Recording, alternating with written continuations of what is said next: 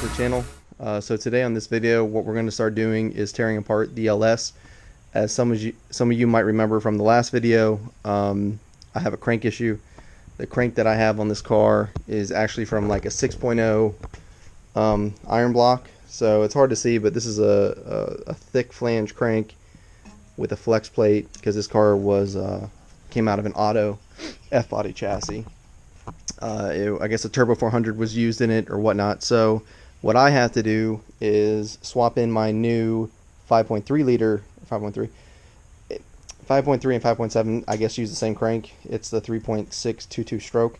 This is a 5.7 crank. So what I need to start doing is tearing apart the motor. I need to pull the crank. I need to pull the rods, the pistons out of it.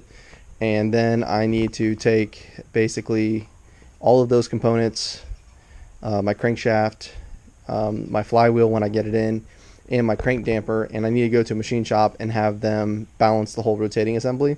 I think I'm going to do a bearing check as well because it's not too much more.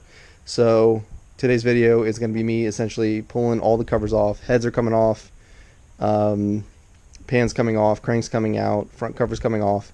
So the whole motor is basically getting torn down, unfortunately. I was hoping I didn't have to do this, but I do. So I'm going to look at the crank here in a second, and then we're going to start tearing down the video. More to come.